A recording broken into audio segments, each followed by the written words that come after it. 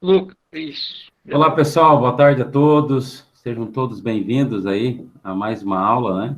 Que faz parte das atividades complementares, né? Nossos alunos aí, né, alguns estão entrando ainda, né? Estamos com 24 aí em sala, mas provavelmente durante a aula nós vamos ter a participação de outros também, tá? Então sejam todos bem-vindos.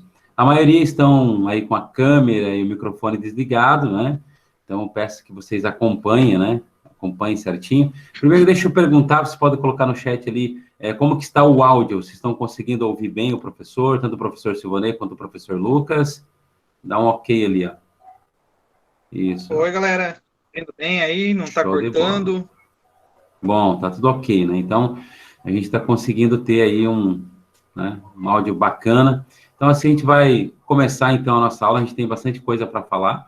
Vocês podem pegar um caderninho e ir anotando alguma coisa também, né? Caso não tenham dúvida, vocês podem estar aí perguntando também, tem o chat, ou mesmo abrindo o microfone, não tem problema, tá?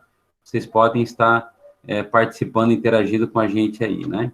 Então, eu vou abrir aqui o PowerPoint, né? Beijo. Sim? Show de bola. Deixa eu...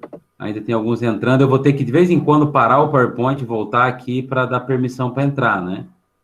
Tem uma professora Uhum. Fernanda também, né? Seja bem-vinda, Fernanda. Hallo, guten Abend, ich bin hier. Boa noite, É melhor, pessoal. é melhor o português. Eu vou acompanhar um pouquinho vocês aqui, participar um pouco junto, só para matar a saudade. E depois eu já saio, Ótimo, ok? ótimo, mas fica à Obrigada, vontade. Pode ficar aí Silvanei. participando, tá bom? Se tiver Obrigada. alguma dúvida, também pode perguntar. Se eu não souber, o professor Lucas responde daí, tá bom? Pode deixar. Tá Certo? bom. Então tá bom, galera. Vamos começar porque é muito assunto, então eu vou fazer a minha parte, né? A parte inicial. Depois o professor Lucas vai assumir aí, dar continuidade. Nós vamos falar um pouquinho então sobre os Jogos Olímpicos aqui, tá? Eu trouxe aqui inicialmente algumas imagens aí, né? Os símbolos aí da Olimpíada, né? Então, a Olimpíada que inclusive era para ocorrer esse ano, né? Era esse ano, o ano que vem, professor Lucas. Acho que era esse ano, Ela né? era para ter esse ano, né? Mas foi adiado para. Isso. Foi adiado aí devido à pandemia, né? Então, nós tivemos o adiamento, provavelmente ocorra o ano que vem, né? Tudo vai depender também de vacinas. Sim, Então, a gente depois vai vão falar passar. um pouquinho, a gente vai falar um pouquinho sobre os Jogos Olímpicos. Eu vou falar mais a parte histórica e o professor Lucas vai falar aí a parte que envolve mais a disciplina de educação física, tá? Então, vamos lá. Primeiro, precisamos entender o que os Jogos Olímpicos têm a ver com a religiosidade grega, né? Porque a gente fala de jogos, de esporte, e normalmente nós não associamos isso com religião, com religiosidade. Mas a gente vai entender, né, que os Jogos Olímpicos, quando começaram lá na Grécia Antiga, na Grécia Clássica, os jogos tinham uma relação com a própria religiosidade grega, né, que a gente vai chamar também de mitologia, né, mitologia grega. Então, a primeira coisa que a gente precisa entender é que os gregos, assim como a maioria dos povos da antiguidade, exceto os hebreus, eles eram politeístas, né? Politeístas porque acreditavam em várias divindades, né? Tinha uma crença em vários deuses. Como eu falei, os hebreus eram monoteístas, talvez o único povo monoteísta, né? No entanto, os gregos aí acreditavam num panteão aí de divindade, de deuses, né? Diferentes, e cada deus tinha uma atribuição, tinha uma função, tinha lá sua importância, cada cidade escolhia uma determinada divindade para poder adorar, prestar culto, etc. Né? Muito bem. O Olimpo era uma montanha, né, dentro de uma cidade de Olímpia, onde que tinha essa montanha que era considerado o céu dos gregos. Né? Então, na cidade de Olímpia, né, havia essa montanha, né, que chamavam de Olimpo, né, onde eles acreditavam que os deuses gregos viviam. Esse céu, né, na visão do próprio grego da época, né, nesse período clássico, ele via o Olimpo como sendo um lugar limpo, um lugar perfeito, um lugar de luxo, um lugar de até de certa felicidade, né, de perfeição, diferente do mundo que ele vivia, né, um mundo com sujeiras, um mundo com pobreza, né, com dificuldades, com catástrofes, com doenças, né, um mundo onde as pessoas nasciam viviam um tempo e depois morriam. O Olimpo não, o Olimpo era um lugar de eternidade, né? É mais ou menos a visão que a maioria das pessoas tem, tanto cristãos quanto muçulmanos ou outras religiões, creem numa espécie de céu, né? Um lugar perfeito, um lugar onde não existe nenhum tipo de sofrimento, de dor ou de imperfeição. As cidades gregas, né, construíam templos, santuários em homenagem a esses deuses, né, principalmente na cidade de Atenas, né, que é uma cidade bastante conhecida na Grécia, onde haviam ali vários templos edificados, né, a divindades e principalmente a patrona da cidade, que era a deusa Atena. Então era comum, né, quem passeasse lá na Antiguidade Clássica pelas cidades gregas iria perceber um número bastante significativo de templos, de santuários, né, alguns edifícios, outros santuários um pouco menores, né, mas o certo é que as pessoas adoravam os seus deuses, tanto nas festividades, na coletividade, quanto também no âmbito individual, familiar, as pessoas prestavam culto a seus deuses, o que é comum, né, em todas as religiões, em todas as épocas, a prestação de cultos. Era uma religião cívica, porque as festividades, né, para os deuses das cidades, para obter benesses, ou seja, bens, então as pessoas faziam as festas, as suas homenagens, no objetivo de agradar os deuses, né, de agradar seus deuses. Uma coisa bem importante também falar sobre os deuses gregos, já a gente vai falar os nomes ali deles, é que, na visão do grego, os deuses tinham sentimentos parecidos com os sentimentos humanos, eles eram muito parecidos com os seres humanos.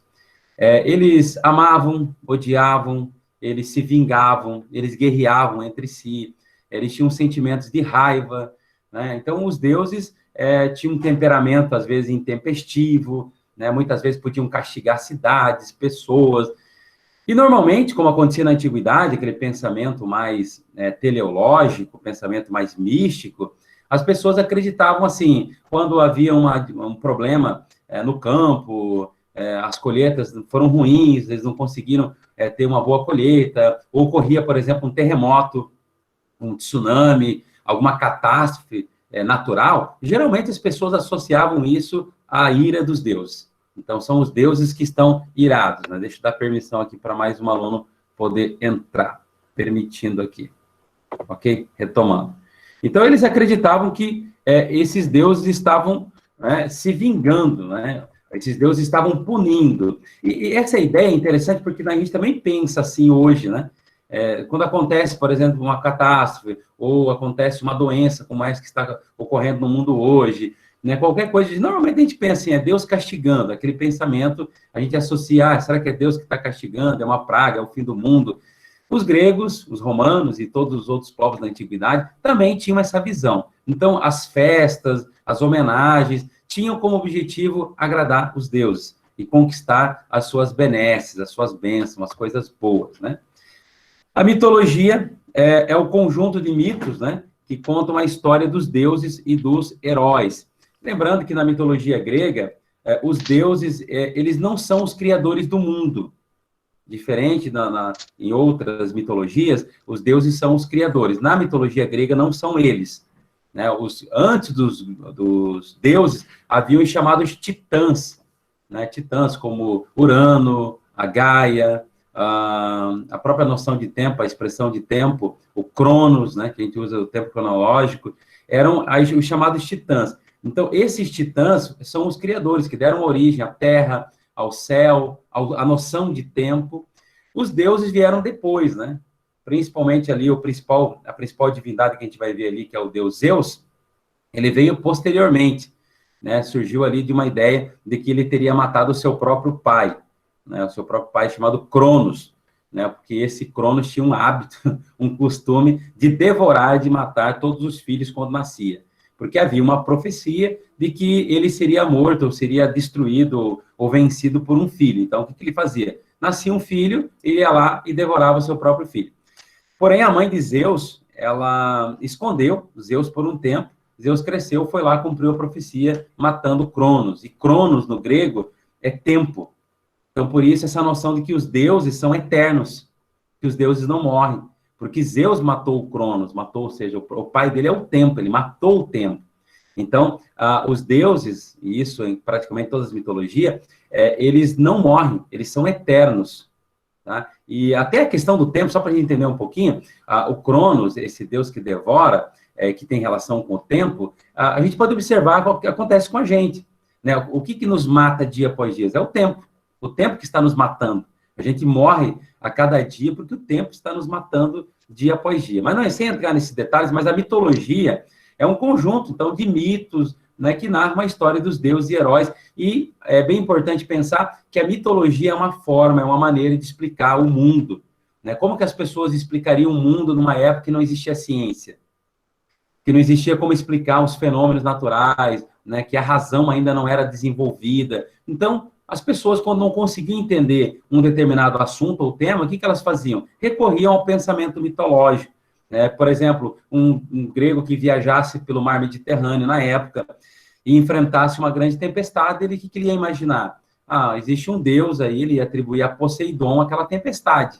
Né? Ou seja, a partir do momento em que eu não consigo explicar algo racionalmente, eu vou explicar isso através do pensamento mitológico, ok? Voltando para cá novamente, passando rapidinho.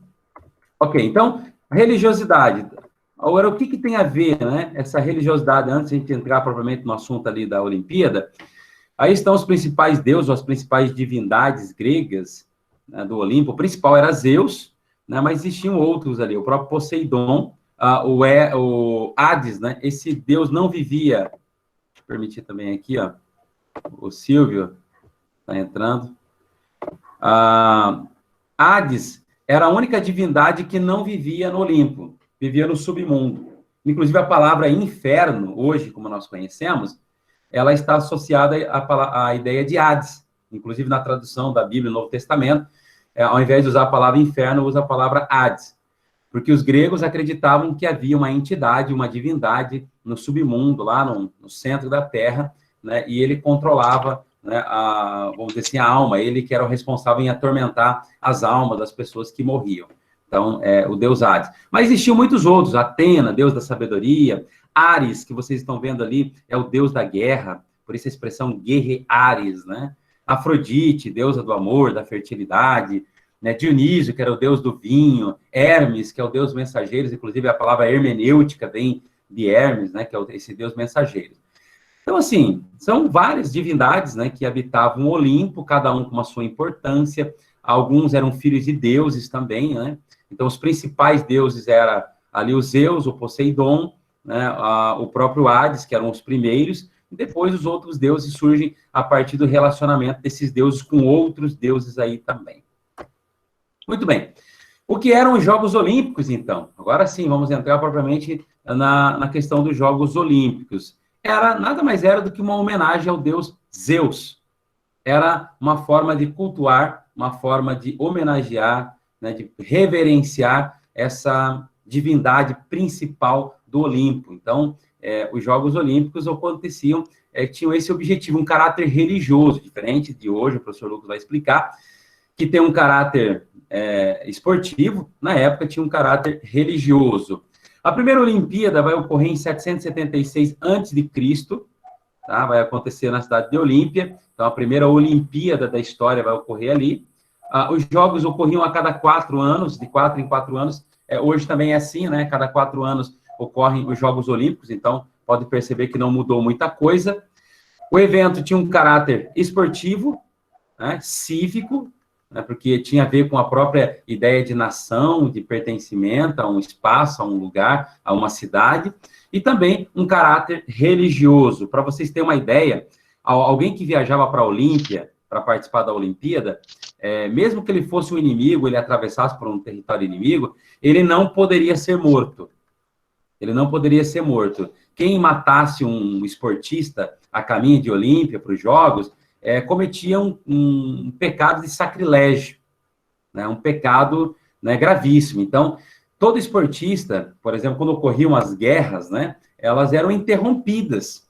E havia muitas guerras entre as cidades gregas, ou até mesmo com outros povos. Mas, quando chegavam os Jogos Olímpicos, cessavam as guerras, cessavam os conflitos, né, e todos os esportistas das mais variadas áreas podiam viajar até Atenas até Olímpia sem nenhum tipo de problema, né, que seriam perseguidos ou mesmo mortos, porque eles eram protegidos, ou se sentiam protegidos de Zeus, né? E ninguém iria matar um esportista aí, indo para os Jogos Olímpicos, que era uma homenagem a Zeus.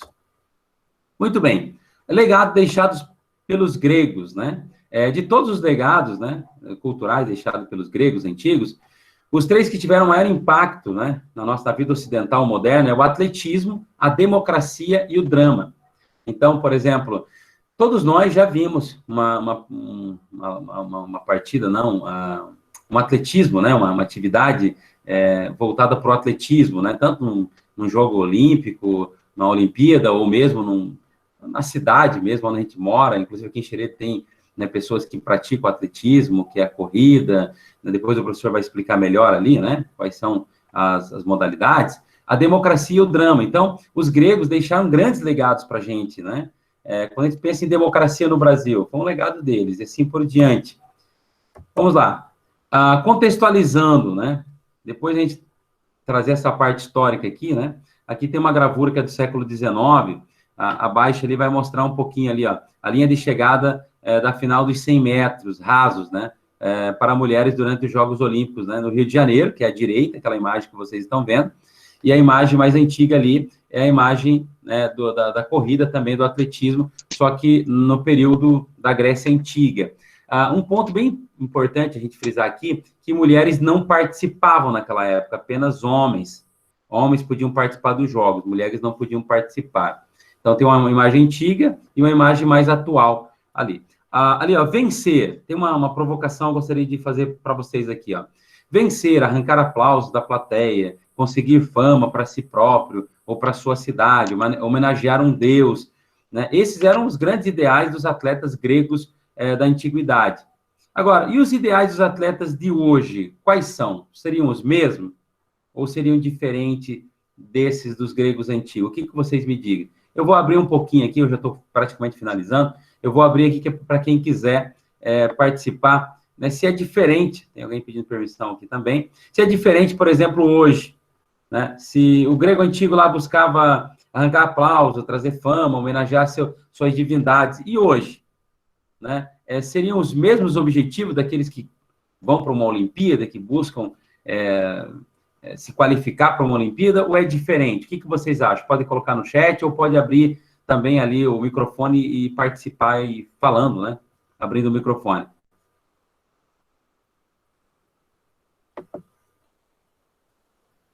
Vamos lá, pessoal? Quiserem participar... É importante que vocês falem o que vocês acham que é diferente. Seriam os mesmos ou teria alguma diferença? Vão colocando no chat ali, senão eu vou pedir individualmente ali. Vamos lá, tá todo mundo quietinho, todo mundo com medo ali de colocar. É diferente, alguém colocou aqui, né? A parte de adorar os deuses, diferente, né? Agora ele representa marcas. Ó, boa, o João ali colocou algo bem interessante, né? Se na época... Esse detalhe é muito... na época o objetivo era homenagear os deuses, hoje é muito mostrar o patrocinador, né? A marca... Isso é muito importante, vender um produto, porque um jogador olímpico, ele também vende um produto, né, ele usa certos produtos e ele acaba sendo garoto propaganda também desses produtos. Então, não tem mais um caráter religioso, como alguém colocou ali também no chat, deixa eu ver quem colocou ali, né, que agora não tem mais o objetivo de homenagear os deuses, né? Então, assim, talvez a grande diferença, ou tem mais de uma, né, não vamos colocar só uma, mas existem várias diferenças aí. Uma delas é que, por exemplo, o atleta grego não ganhava grandes somas em dinheiro, né? Se ele vencesse a Olimpíada, ele ia ganhar ao máximo ali uma coroa feita de folha de louro, né? Mas ele não ia ganhar fortunas. Hoje, os caras que vencem uma Olimpíada, depois o professor vai poder falar melhor, eles ganham dinheiro e ganham muito dinheiro dos patrocinadores, né, que injetam milhões em pessoas que têm uma performance grande e que têm potencial de vencer, né, numa categoria nos Jogos Olímpicos. Então, hoje, eu diria assim que o objetivo é muito comercial, né? O objetivo é muito mostrar marca, né? Uma questão mais capitalista, né? Diferente do grego antigo, que tinha aquele objetivo mais religioso, né? De homenagear as suas divindades ali. Obrigado pela participação, estou praticamente encerrando aqui. Indo aqui para os finalmente, né? Não sei se vocês sabem, né? Em 2024 a Olimpíada vai ser em Paris, nada a mudar, né? É para ser em Paris.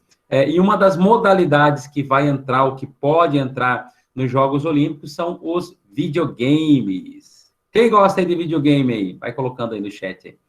Quem é viciado em videogame, gosta de videogame, professor, eu gosto do Free Fire, né? Gosto de jogar Free Fire. Coloca para mim os jogos. Participar dessas Olimpíadas aí, primeiro eu tenho que ganhar do professor Lucas no FIFA 20, tá? Se ganhar de mim, pode ir para as Olimpíadas. Olha aí o desafio, Coitado. hein? Ai. Tá vendo aí? Já estão dizendo que eles conseguem. Me coloca para mim os jogos que vocês costumeiramente ou habitualmente jogam, gostam de jogar esse jogo aí, né? É o Free Fire, né? Free Fire é o mais... É o mais, né? Mortal Kombat, né? Daqui a pouco vem um com Fortnite. Tem vários ali que eu nem conheço, sou sincero. Legal. Eu vou ser franco para vocês, eu não jogo, não gosto de jogo, particularmente não gosto de jogo, né? Mas assim, ó, eu tenho um adolescente aqui em casa, né, que ama jogar, né? Tá sempre com o celular, às vezes tem que tirar um pouquinho, porque gosta muito, só que às vezes você acaba atrapalhando. Mas olha que interessante, nas Olimpíadas de 2024, nós podemos ter videogames. Aí se a mãe de vocês falar, vocês ficam jogando aí, você não vai levar vocês a lugar nenhum, né, vocês só ficam perdendo tempo, aí você pode falar né, para a mãe de vocês ou para o pai de vocês, nada disso. Eu aprendi na aula hoje de História e Educação Física que em 2024 vai ter Olimpíada em Paris e lá vai ter a modalidade de videogame, né? O videogame vai ser uma das modalidades dos Jogos Olímpicos. Eu posso, mãe, ser um campeão nos Jogos Olímpicos aí. Em 2024 eu posso ganhar ser coroado aí, né? Ganhar, né? Ser premiado, ganhar uma medalha de ouro aí nos videogames. Talvez assim as mães de vocês não fiquem tão preocupadas, né? Com o tempo que vocês gastam aí, né? Jogando videogame, muitas vezes não estudando, né? Aí tá uma justificativa que eu dei para vocês.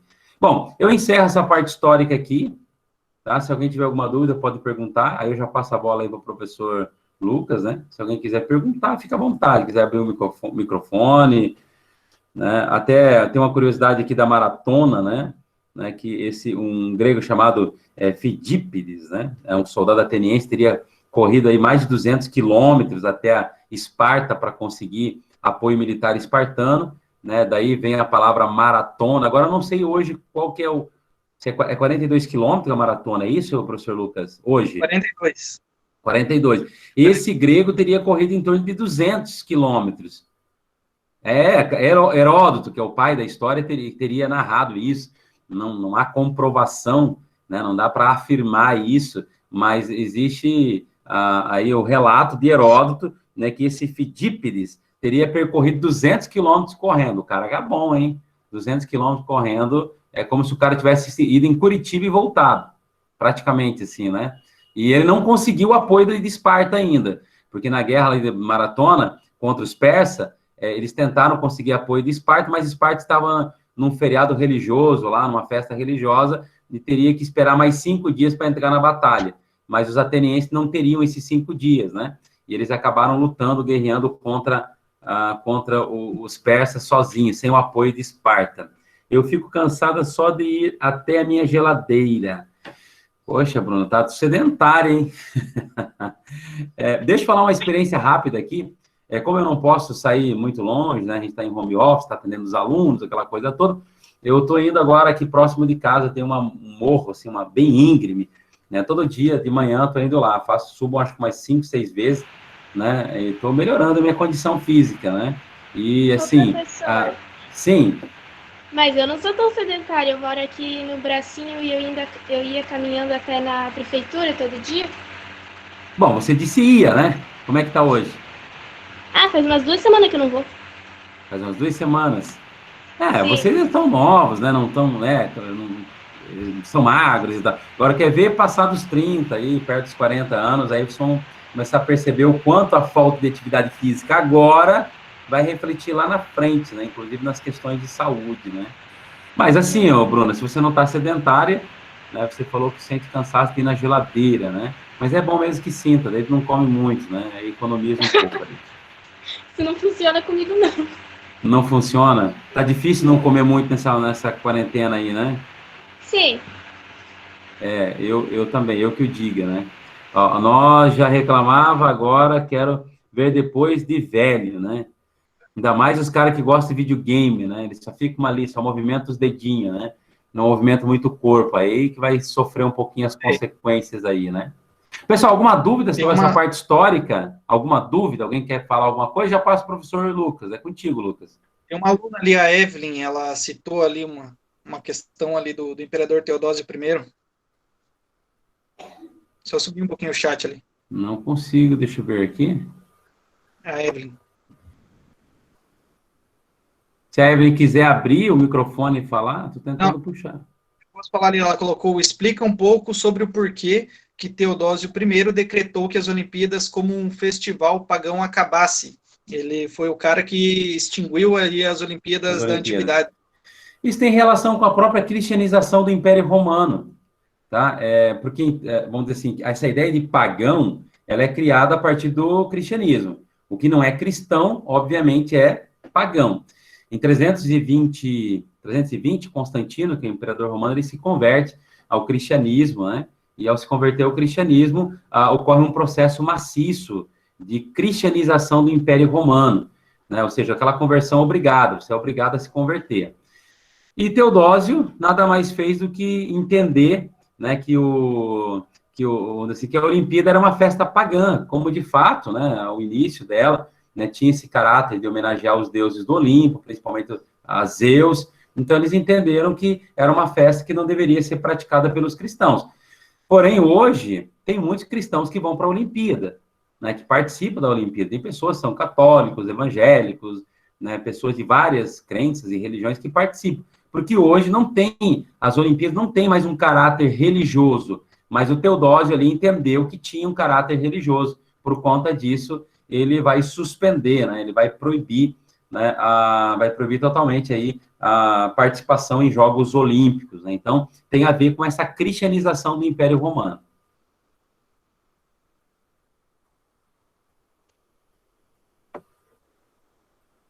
Ok? Acho que agora Isso ela vou eu, acontece né? assim, ó, só um pouquinho. Isso acontece do século IV, V e VI, né? Então, 320, conversão de Constantino. Até 320 nós temos uma igreja que é perseguida, os cristãos são mortos, né? Ser cristão era ter um atestado de Marte na cabeça, quer dizer, né, você ia virar espetáculo em algum lugar, alguém ia te matar. Depois, com a conversão de Constantino, ele vai tornar a igreja cristã, né, igreja oficial do Império Romano. Então, o cristianismo passa a ser a religião oficial do Império, né? E dali os imperadores seguintes, né, todos eles serão cristãos, né? E mais tarde o Império Romano, né, praticamente ele se extingue, ali 476, né, ocorre a queda de Roma, do Império Romano.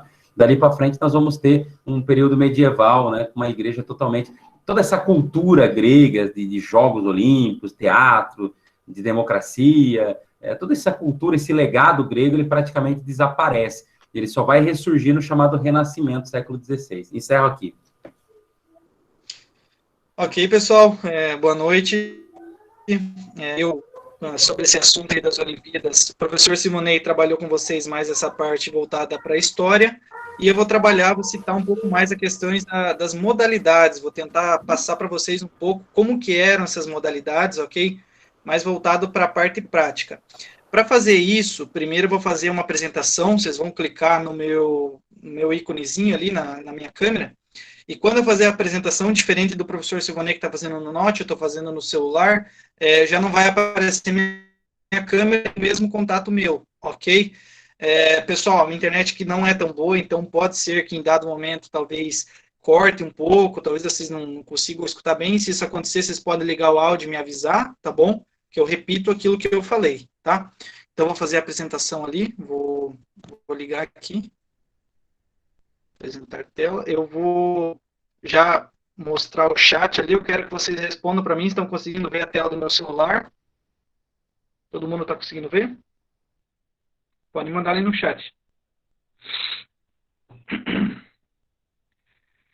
Ok, eu acho que todo mundo está vendo, né? Me escutando também. Então, eu vou começar, vou ir lá na apresentação, tá bom? Qualquer coisinha que vocês precisarem falar para mim, vocês podem ligar o áudio, eu venho lá pro chat para ver o que vocês vão falar, tá bom? Vamos lá. Achei que já ia abrir de cara. Só carregar aqui rapidinho. Pessoal, se em algum momento vocês tiverem alguma dúvida também podem ligar o áudio, tá? Fiquem à vontade. Vamos lá. Ok. Então a gente vai falar sobre os Jogos Olímpicos. Esse slogan que tem ali no lado, ele é o slogan oficial das Olimpíadas, tá? Tóquio 2020. Seria esse ano, né? Porém, devido à pandemia, ela foi adiada. Vocês podem acompanhar ali, vamos fazer uma pequena leitura, sabe? A gente, todo slide faz uma pequena leitura e a gente faz um comentário, tá bom?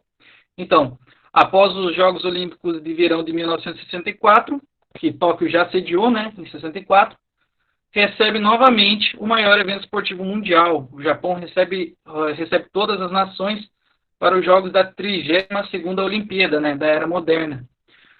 O Japão adiou os Jogos Olímpicos de Tóquio para 2021 por causa da pandemia do coronavírus, cedendo à pressão do mundo esportivo. O premier Shinzo Abe chegou a um acordo para mudança de data com o presidente do COI, né, o Comitê Olímpico Internacional, Thomas Bach. Então, os Jogos Olímpicos de Verão, que seriam agora em 2020, eles foram mudados, né? Eles vão iniciar, a abertura será na sexta-feira, 23 de julho de 2021, até domingo, 8 de agosto.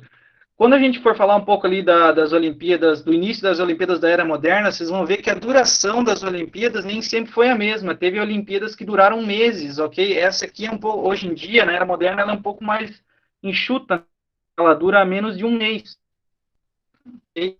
Então, pessoal, as modalidades, os 5 grupos de modalidades dos jogos que formavam os esportes olímpicos da Grécia Antiga são as corridas, lutas, o pentatlo, as provas atléticas e as provas hípicas, ok? Eu vou estar explicando cada uma delas para vocês como que elas eram, tá bom? Então, pessoal, as corridas. O primeiro e mais nobre esporte das Olimpíadas da Era Antiga, né? Começou com o Stadium. Stadium, esse nome, ele se aplicava à medida, né? Em que os atletas corriam uma distância do estádio, que seria esses 192 metros e 27 centímetros de Olímpia. Até a 13ª edição, né, em 1728 a.C., foi a única competição disputada. Depois ganhou variações em distância, como o diaulos, que seriam 2 stadium, e um formato como, nossa, esse nomezinho é difícil de falar, oplitódromos, é difícil, em que os atletas corriam vestidos para a guerra, com armaduras, escudos e armas. O estádio de Olímpia, para 45 mil pessoas, foi usado nos Jogos de Atenas em 2004, na largada da maratona, ok? Então, agora as provas atléticas. Essas modalidades de competições foram a base para o que hoje são as provas de campo do atletismo nos Jogos Olímpicos da Era Moderna. Eram arremessos, lançamentos, saltos, que desafiavam os atletas da entidade. O lançamento de dardo, chamado de akon, deriva da prática de uso da lança nas caçadas e nas guerras, né? O atleta deveria lançar o dardo, cujo comprimento chegava a 1,70 m, né, no centro de um círculo desenhado no chão, a uma distância considerável. No lançamento de disco, que era conhecido como discos mesmo, o atleta deveria arremessar os discos, que na época era feito de pedra e cobre ou metal polido, pesando cerca de 5 kg a um mínimo de distância estipulada. Então, quer dizer o quê? Se ele lançasse o mínimo que era o estipulado, eles não consideravam esse arremesso, ele tinha que tentar arremessar o mais longe possível. Quanto aos saltos em distância, que eram então chamados de Pedema, havia também procedimentos semelhantes ao que acontece na modalidade atual desse tipo de esporte, né? Os atletas tinham que executar um salto a uma distância mais longa possível, servindo-se de propulsão que se ganhava ao correr, antes de saltar, né? Existia, no entanto, uma modalidade em que os atletas saltavam segurando um peso, certo? Então, a gente pode ver aí que da Grécia Antiga para cá, as 5 principais modalidades ali foram mantidas, porém, sempre aconteceram algumas variações, né? Eles foram se adaptando com a modernidade, né? Hoje a gente não consegue imaginar um salto onde o atleta tem um peso atrelado ao seu corpo, né? Mas ali vocês podem ver que o salto, né, daquela época que eles focavam era o salto em distância, mas hoje a gente também tem outras modalidades de salto, né? Tem o salto triplo, tem o salto em altura, tem o salto com vara, ok? Lutas. Foram 3 modalidades de lutas disputadas ao longo dos Jogos Olímpicos na Grécia Antiga, né? O palé seria mais ou menos o que é a greco-romana, né? Hoje em dia a gente ainda tem nas modalidades olímpicas essa modalidade de luta, né? Que ela tem o objetivo de imobilizar o adversário, né? E derrubar ele com a parte das costas no chão, bem semelhante ao judô, né? Mas porém com outras técnicas. O pigme, né? Que seria o que é o boxe. Seria mais ou menos o que é o boxe hoje, né? Uma luta que envolve apenas punhos, né? Não envolve golpes com as pernas. E o pancrácio, que seria o que é a luta livre, né? Naquela época era permitido, inclusive, essas lutas eram permitido chegar até o ponto de matar o adversário, né? Naquela época eles não tinham muito essa questão, assim, vamos dizer assim, eles não tinham muita noção com relação ao que era esporte e o que era envolver até uma luta até a morte, né? Era totalmente diferente. Então, né, pessoal, o pentatlo também, né, era uma prova nobre dos Jogos Olímpicos na Grécia Antiga e reunia por ordem, né, a corrida, que seria um stadium, o lançamento de disco, o salto em distância, o lançamento de dardo e a luta. As 4 primeiras provas eram classificatórias e chegavam à luta apenas 2 finalistas, né, a decisão do campeonato era feita na modalidade de palé, que seria a luta greco-romana, né. Então, esses atletas que disputavam o pentatlo, eles tinham que tentar ter aptidão para todas essas modalidades, para essas 5 provas, né? Então, era uma das provas mais difíceis, mas também, como diz ali, né, era a prova nobre dos Jogos Olímpicos da Grécia Antiga. Provas hípicas. As provas hípicas eram as únicas que eram disputadas fora do estádio nos Jogos Olímpicos da Grécia Antiga. Bigas, carros que eram puxados por 2 cavalos, ou quadrigas, 4 cavalos, davam 12 voltas no hipódromo, numa espécie de vale-tudo equino até a definição do vencedor. Havia também a prova sem carros, com o cavaleiro montado no cavalo, em que apenas uma volta no hipódromo era dada para que o primeiro a cruzar a linha de chegada fosse declarado campeão. O curioso é que não eram os atletas que venciam, né, as corridas que recebiam essas coroas, mas os donos do cavalo, né, dado que isso implicava custos que só os mais ricos poderiam suportar. Né. Assim, algumas mulheres com posses e políticos tornaram-se vencedores dessas corridas, sem nunca terem participado delas. Né. Isso é estranho, né? A mesma coisa pensar que o atleta participa lá da modalidade e é o patrocinador que ganha o prêmio. Vamos dar um exemplo, né? O Neymar está disputando as Olimpíadas lá pelo futebol, ele ganha, quem ganha o prêmio hoje seria a Puma, né? Porque hoje é a patrocinadora. Mas era assim que funcionava naquela época, né? Não era um esporte para todos. Realmente a pessoa também tinha que ter um certo poder aquisitivo. Beleza, galera? Agora então nós vamos para as Olimpíadas da Era Moderna. Essa foto mostra como que era, por exemplo, uma largada da corrida no que seria a primeira, né, das Olimpíadas da Era Moderna, lá em Atenas, e o que seria hoje em dia, né, um bloco de saída ali da modalidade de corrida, ok? Então, o que um esporte precisa para ser um esporte olímpico? Eu gostaria de começar com esse questionamento, eu vou lá no chat agora, gostaria de ver o que vocês vão falar. Inclusive, podem também ligar o áudio para estar falando. Deixa eu ir lá no chat. Opa, passei aqui. Calma aí. Vamos lá. Deixa eu voltar. Beleza, agora deixa eu só conseguir sair dessa tela. Eita, nós, que hoje o professor está devagar. Pronto. Ai, consegui. Ok, deixa eu ir lá para o chat, quero ver o que vocês vão falar. O que um esporte precisa para ser uma modalidade olímpica? Pessoal, pode ir mandando ali no grupo.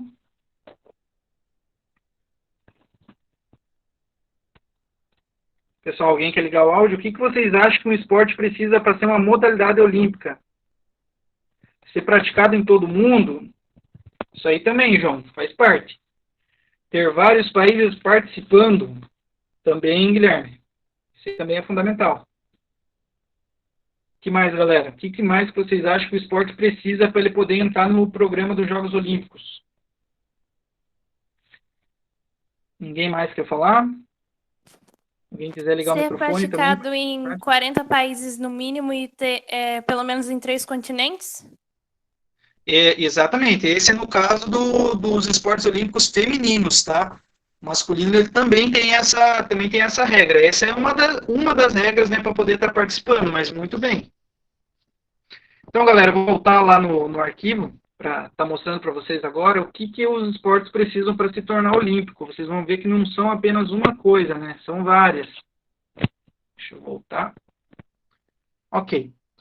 Vamos começar pelo reconhecimento do Comitê Olímpico Internacional, né, do COI. Então, pessoal, como é que funciona? O que faz o esporte ser olímpico, ele tem que ser organizado por uma federação esportiva internacional, né, como, por exemplo, a FIFA, no caso do futebol, né. Se não tem uma organização, uma federação esportiva internacional, ele não pode participar dos Jogos Olímpicos, ok? Segundo item, que também é importante, o jogo limpo, né? O que seria isso, né? A Federação Internacional do Esporte, ela tem que se comprometer com o Código Antidoping e a Carta Olímpica, certo? Então, o que é o antidoping? O antidoping é para que os atletas não utilizem substâncias ilícitas para melhorar o seu desempenho, né? E já a Carta Olímpica, ela tem o propósito de estabelecer os princípios e os valores do movimento olímpico. Ok, pessoal? Então, agora o terceiro item também, popularidade. Esse eu acho que algumas pessoas já conheciam esse detalhe, ele é muito importante, né? Então, o Comitê Olímpico Internacional, ele pode reconhecer até como esporte, mas não significa que ela vai ser inserida no programa dos Jogos Olímpicos. Por quê? Porque é necessário preencher uma requisição oficial. E, além disso, é obrigatório que, pelo menos, né, homens de 75 países em quatro continentes pratiquem frequentemente a modalidade, no caso dos homens, ok? 75 países em 4 continentes. E no caso das mulheres, né, teriam que ser 40 países em 3 continentes, né, para que essa modalidade pudesse ser incluída. Mas tem outro detalhe, né? O outro detalhe é o seguinte, né? Primeiro, antes de falar esse outro detalhe, vamos falar mais uma restrição, né?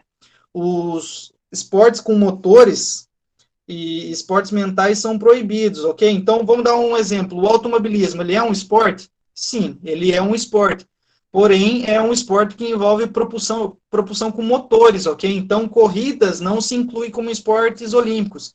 Esportes mentais, como, por exemplo, o xadrez, também não, tá? Aí a questão do xadrez, é difícil você encontrar o porquê, né, que ele não entra nos Jogos Olímpicos, mas a gente tem que parar para pensar, né, que, como o professor Silvano estava falando, hoje os Jogos Olímpicos não têm um caráter religioso, tem um caráter comercial, certo? Então, parem para pensar se vocês, de repente, sentariam uma manhã para assistir uma partida de 2 horas de xadrez, entende? Então, por questão comercial, ele não é um esporte conveniente, então por isso que eles não incluem esses esportes mentais, ok? O outro quesito, quem vai sair? Aí que entra totalmente para essa área do comércio, ok? Para você poder incluir novos esportes, você precisa tirar outros, porque existe, digamos assim, um limite de modalidades para os Jogos Olímpicos. Então, o Comitê Olímpico Internacional, ele sempre está tentando olhar o que dá mais lucro, né? O que tem mais visibilidade, sem, ao mesmo tempo, perder a tradição, né, dos Jogos Olímpicos. Vamos dar um exemplo, se as corridas perdessem a visibilidade, muito pouco provável, ainda assim, eles tirariam ela, né? Porque, digamos assim, isso já está lá desde da Grécia Antiga. Então, aquelas 5 principais modalidades, eu acho que eles nunca tirariam das Olimpíadas, mesmo que não desse lucro. Mas essas outras modalidades que recentemente entraram, que entram e saem do programa olímpico, eles sempre voltam para a questão do lucro, né? Porque envolve patrocinadores, envolvem atletas, entende? Envolvem federações. Então, tudo isso eles tentam observar para ver o que é melhor para os Jogos Olímpicos, né? Questão agora, novas gerações, né, galera? Então, pessoal, agora para os Jogos Olímpicos de Tóquio, serão incluídos novos esportes, e nesses jogos em específico, eles não vão tirar nenhum esporte para incluir novos. A gente já vou estar mostrando para vocês quais são as modalidades olímpicas no geral e quais serão as novas que serão inseridas agora nos Jogos de Tóquio, tá? Então, essa foi uma exceção, onde eles não removeram nenhuma modalidade olímpica para poder acrescentar essas novas, ok? Agora, uma pergunta aqui que eu tenho certeza que meus alunos têm, principalmente porque tem muitos alunos aqui que gostam de futsal, e a região onde a gente mora, futsal é um esporte muito cultural, é o porquê que o futsal não faz parte dos Jogos Olímpicos. Então, ele já participou dos Jogos Olímpicos como teste, porém ele não foi aprovado. Por quê? É por uma questão de embate político, né? Porque a FIFA, que ela também ela é a regente do futsal, a FIFA quer que os jogadores de mais de 23 anos participem. Aliás, desculpa, pessoal, a FIFA não. O Comitê Olímpico Internacional, ele quer que os jogadores de mais de 23 anos participem dos Jogos Olímpicos. E a FIFA vai contra isso, entende? Aí que acontece embate político. Por quê? Porque se participassem os jogadores de mais de 23 anos, isso diminuiria o evento da Copa do Mundo de futsal, entende?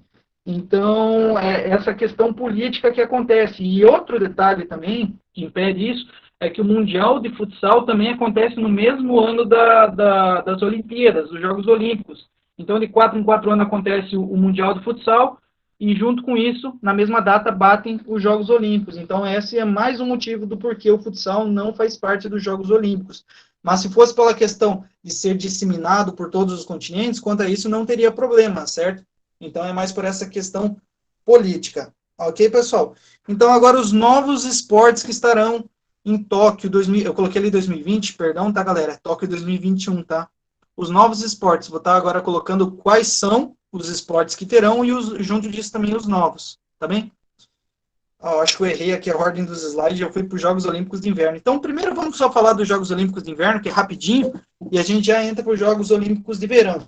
Então, galera, quando a gente fala de Olimpíadas ela não significa os Jogos. Olimpíadas significam esse período de 4 anos de uma Olimpíada para outra, ok? De os Jogos Olímpicos para outro. Então, isso define-se Olimpíadas. Jogos Olímpicos são os jogos quando acontecem naquela data específica, ok?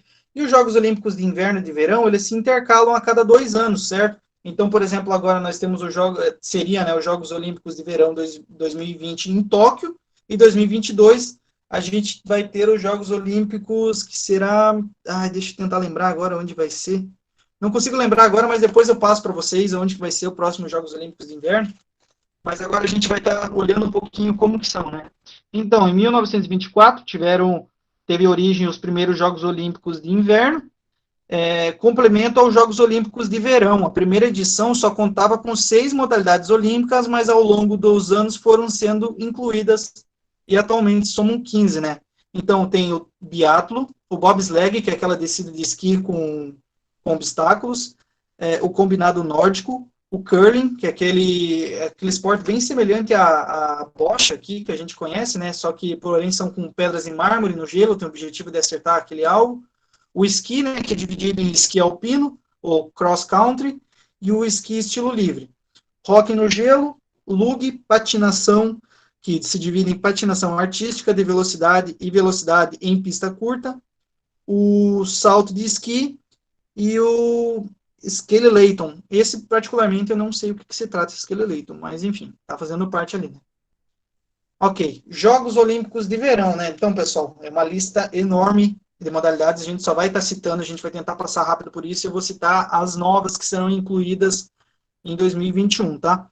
Então, os Jogos Olímpicos de Verão, a versão tradicional das Olimpíadas, são realizados em ambientes sem gelo. Atualmente existem 47 modalidades olímpicas, agora ficou ali um pouquinho por cima, que variam, né? Então, a gente tem o atletismo, né, que são aquelas modalidades que vocês conhecem, de corridas, saltos, arremessos, o badminton, o beisebol e o softball, que vão ser incluídos agora nas Olimpíadas de 2021, o beisebol para o caso do masculino, e o softball, que é como se fosse um beisebol para as mulheres, ok? O basquete já era esporte olímpico, né? Porém, agora será incluído o basquete 3 contra 3, né, com uma tabela só.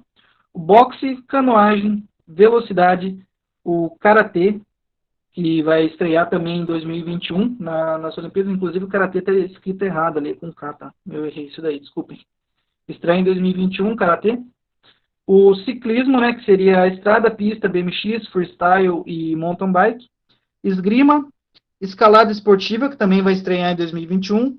Futebol, ginástica, ginástica artística, rítmica e trampolim. O golfe, handebol, o hóquei sobre a grama, que ele está sobreposto ali naquela imagem ali, não me atentei a isso também.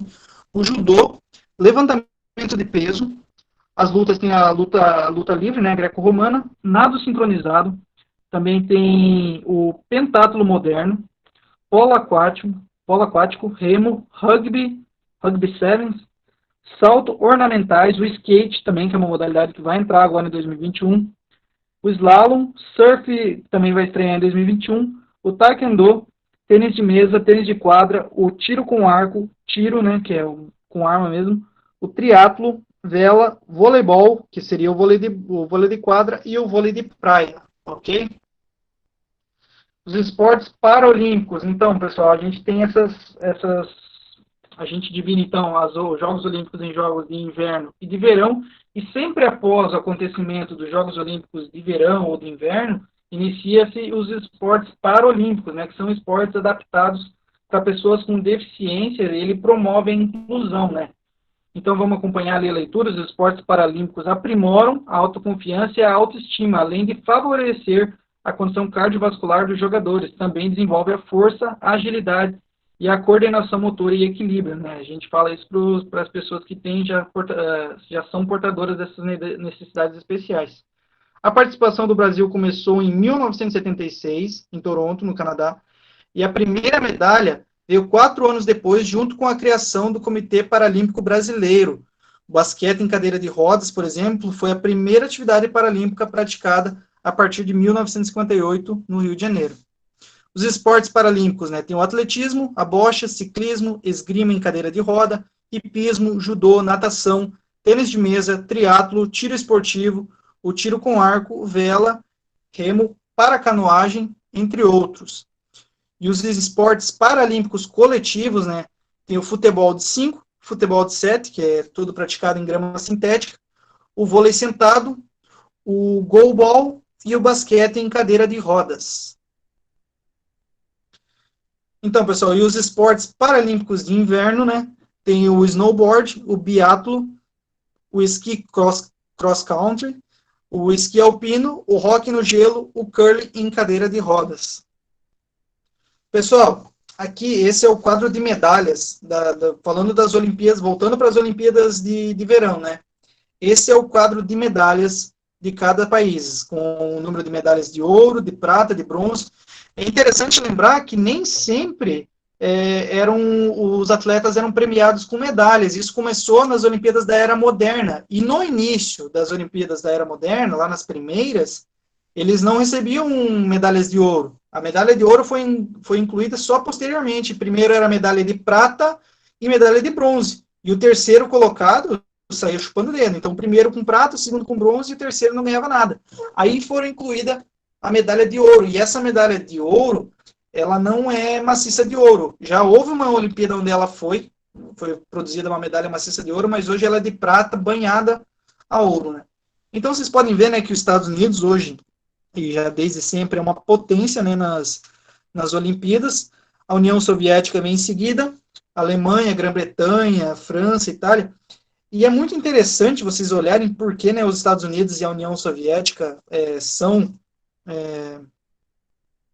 as principais potências dos Jogos Olímpicos, porque tudo que envolve esporte, envolve a educação física, ela já teve um objetivo militar. Ok? Então, se vocês assistirem filmes de guerras antigos, vocês vão observar, né, que os atletas praticavam muita corrida, praticavam esporte já no quartel, né? E quem são as maiores potências bélicas dos últimos tempos, né?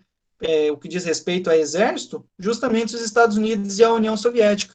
E ele já vem disputando, né, esse cenário mundial em vários setores. Já teve durante toda a Guerra Fria, né, teve a corrida espacial, teve a questão do poderio bélico, que um queria mostrar para o outro quem era mais poderoso, e no esporte também eles não deixavam isso de lado, né? Vocês podem perceber que eles também têm uma certa rivalidade, ainda que os Estados Unidos tenham a ampla vantagem, ok?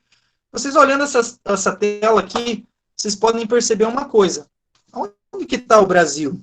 A gente não está nem entre os 17 primeiros? Pois é, galera. Nós não estamos nem entre os 20 primeiros. Vamos mudar a tela aqui.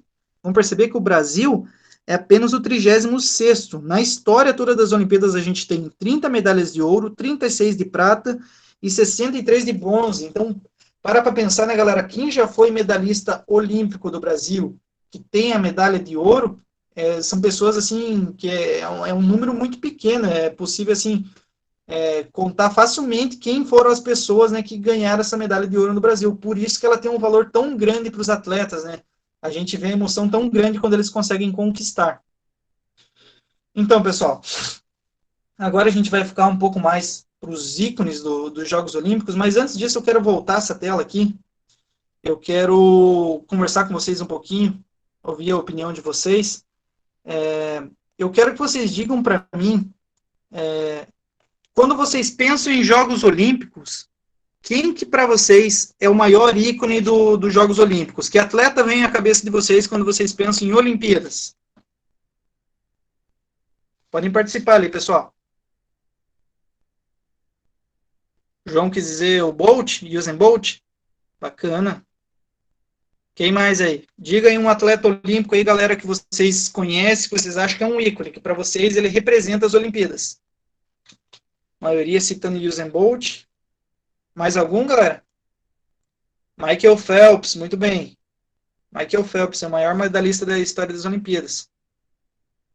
Mais algum? Lembram de mais algum? Vamos lá, galera. Podem citar, pode ser um ícone brasileiro, um mundial, não precisa ser o maior detentor de medalhas daquela modalidade. Alguém que para vocês realmente é um ícone. Ninguém mais? Não faz ideia, Gabriel?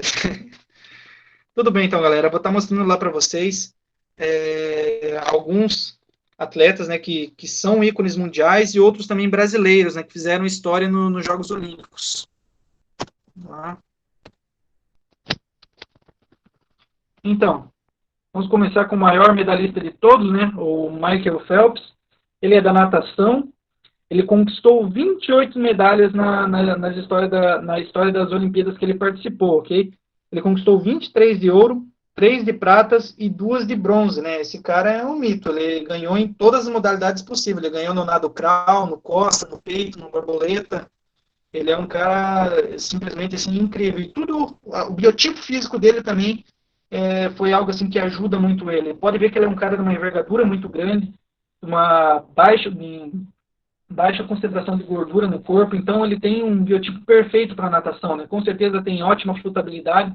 Então tudo isso, juntado ao talento natural dele, fez com que ele fosse o maior medalhista olímpico de todos os tempos, né? E um maior mito da natação. Essa imagenzinha, esse GIF que eu coloquei aí é só para descontrair um pouquinho, ok? Vamos lá. Usain Bolt, né? O nome dele é Usain, esse ST eu não sei o que representa exatamente, né? Usain Léo Bolt é um ex-velocista jamaicano, multicampeão olímpico e mundial nessa modalidade, e é o único atleta na história a tornar-se tricampeão em 2 modalidades de pista em Jogos Olímpicos de forma consecutiva, né? Que foram os 100 metros rasos e os 200 metros. Ele é bicampeão também de forma consecutiva na modalidade de revezamento 4x4, né? Pela Federação da Jamaica, né? E também o único atleta a conquistar 8 medalhas de ouro em provas de velocidade, sendo 10 vezes campeão mundial. Então, esse cara, além das Olimpíadas, ele também é um cara que teve grande desempenho nos campeonatos mundiais. Os alunos aqui do 9º ano, que foram meus alunos no 6º ano, talvez vocês vão lembrar de uma atividade que eu passei para vocês sobre atletismo, né, que eu pedia para que vocês pesquisassem os recordistas de cada modalidade, né, e dentre as modalidades da corrida, né, vocês puderam ver, né, que Usain Bolt, Carl Lewis, Asafa Powell foram grandes nomes, né, do atletismo, principalmente nas corridas, né. E vocês vão lembrar que existem diferenças, né, entre o recorde olímpico e o recorde mundial. Tem atletas que a melhor marca do mundo é a marca do Campeonato Mundial e outros que a melhor marca é a marca olímpica. Inclusive, quando os alunos fizeram essa atividade, houve um pouco essa confusão, né? Os alunos não sabiam se colocavam a melhor marca das Olimpíadas ou do Campeonato Mundial. Para quem ainda não sabe, ou nunca viu, né? O Usain Bolt, ele tem um recorde, né? Que é um símbolo para o mundo, que é aquele 9,52 nos 100 metros rasos, que ele correu em Pequim 2008, ok? Então vamos lá para o próximo, Nadia Helena Comaneci. Eu não sei se algum de vocês já ouviram falar, mas essa ginasta romena, né, que disputou a modalidade da ginástica artística, ela ainda é tida como um ídolo mundial esportivo. Em 1976, nos Jogos Olímpicos de Montreal, ela recebeu a primeira nota 10 da história da ginástica, pessoal. Então, imaginem só, ela nessa época, ela tinha 14 anos, era uma atleta de 14 anos. Hoje existem os Jogos Olímpicos da Juventude, né? Para os atletas abaixo de 18 anos. Então, a partir de 18 anos, eles participam das Olimpíadas, mas naquela época não tinha essa separação. Então, ela, com 14 anos, muito precocemente, ela já participou dos Jogos Olímpicos. E um fato curioso é que, assim, pessoal, na ginástica, a nota que os juízes dão para os atletas, para os ginastas, é um pouco diferente das outras modalidades. Eles não dão ponto por aquilo que você faz, muito pelo contrário. Todos os elementos da ginástica, vamos dar um exemplo ali, o salto mortal, o salto carpado, o salto rodante, a estrelinha, ou movimentos não acrobáticos, ponte, enfim, qualquer elemento que você realize, ele parte de uma nota máxima. E conforme, eventualmente, você cometa um erro, são adicionados descontos na nota, certo? Então, todos os atletas partem da nota 10. E conforme eles podem acabar cometendo os erros, vai sendo descontado. E até então, até a Nádia participar, não existia nota 10. Ninguém tinha feito uma apresentação perfeita até que a Nádia participou. Ela foi o primeiro 10 da história da ginástica. E um detalhe bem engraçado é que, assim, no painel lá que mostrava as notas para todo mundo que estava lá no ginásio, só tinham três casas decimais, entende? Então, por exemplo, assim, a nota máxima que o painel poderia mostrar era 9,99. Quando ela tirou a nota 10, apareceu 1,00, confundível como se fosse a nota 1, entende? Mas é porque o painel não era programado para mostrar a nota 10. Esse foi mais um fato curioso. Então, ela também é um símbolo da ginástica. Ela não é a atleta que mais ganhou medalhas na ginástica olímpica, ok? É uma atleta soviética, a maior vencedora de medalhas na modalidade de ginástica, mas a Nádia Comaneci, sem dúvida, é um símbolo da ginástica, principalmente nos Jogos Olímpicos, ok? Ícones brasileiros. Pessoal, eu poderia colocar uma foto de cada um deles para vocês reconhecerem eles melhor, porém, isso deixaria o arquivo muito grande, então só coloquei textos mesmo para a gente estar acompanhando ali, para vocês terem noção dos principais esportistas brasileiros que participaram das Olimpíadas e tiveram sucesso nela, né? Então, o primeiro, né, é o Ademir Ferreira da Silva, que ele impressionou o mundo na disputa do salto triplo. O brasileiro foi bicampeão olímpico em 1952 e 56, com marcas grandiosas que perduraram bastante tempo.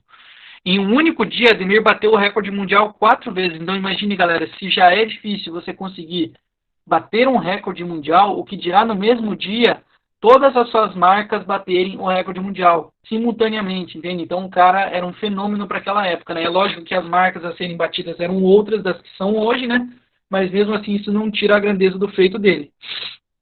Maria Lenk, alguém já deve ter ouvido falar esse nome, né? Maria Lenk.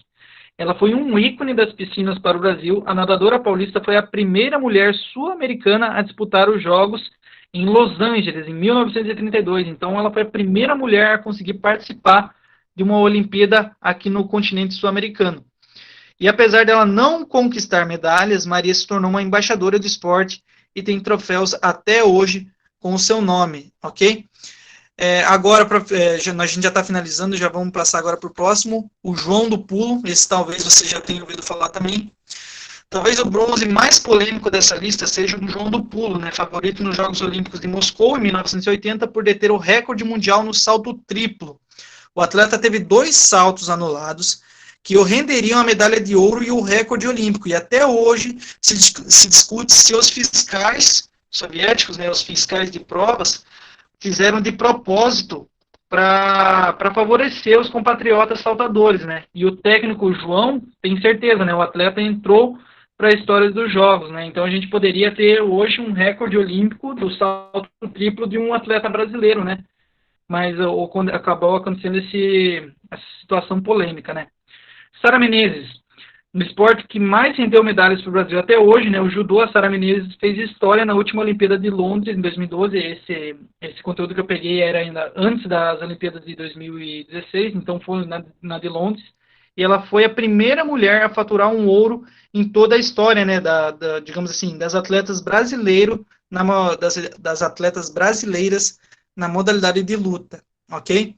Robert Scheid, bicampeão olímpico, né, na vela, disputando a categoria laser. Robert Scheid ainda conquistou outras 3 medalhas e se tornou ao lado de Torben Grael, né, o maior medalhista brasileiro em Olimpíadas. E o próprio Torben Grael, né, um dos maiores nomes do esporte olímpico brasileiro, ele participou de 6 edições dos Jogos, né, disputando o velejamento, né, e tendo conquistado 5 medalhas. Ao lado do Marcelo Ferreira, ele obteve seus principais títulos, né, como as medalhas de ouro de Atlanta e Atenas. Além disso, ele tem também uma medalha de bronze e 2 de prata.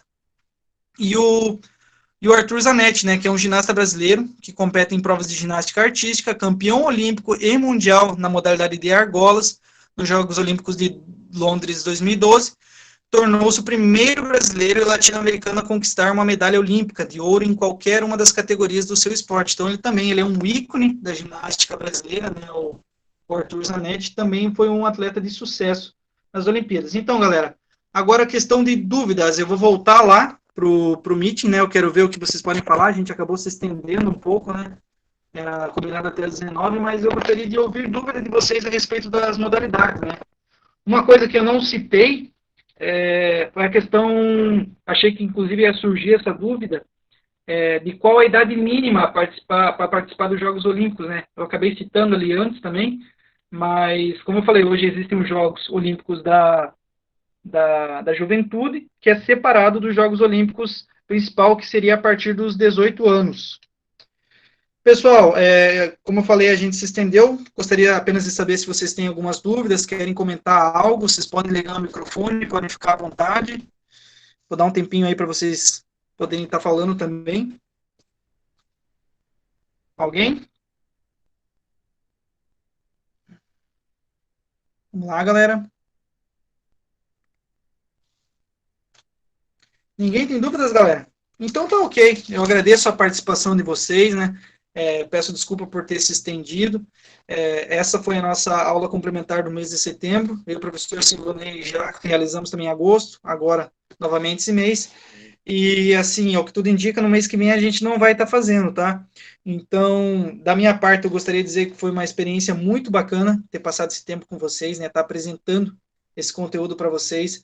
Eu espero que vocês tenham entendido, né? Se surgiram dúvidas, vocês podem estar vindo conversar com nós também, que a gente adora estar comentando esses assuntos com vocês, estar conversando, entende? É uma forma também de vocês estarem aprendendo. E, enfim, espero que vocês tenham gostado. Professor Silvanei, também gostaria de deixar algumas considerações? Só agradecimento, né? Agradecer a todos aí, e já ir para os finalmente, né? Eu sei que a questão do horário sempre é um pouco meio complicado, porque é muito assunto, é muita coisa, né? Ainda mais 2 professores, né? Mas então tá, agradeço de coração a todos aí, e qualquer dúvida, né? Estamos aí à disposição aí no particular. Exatamente, bem lembrado, o professor está respondendo ali, né? Ok? Da minha parte, encerro aqui. Um grande abraço a todos. É isso aí, galera. Então, uma boa noite para vocês, né? E a gente se vê por aí. Obrigado, galera. E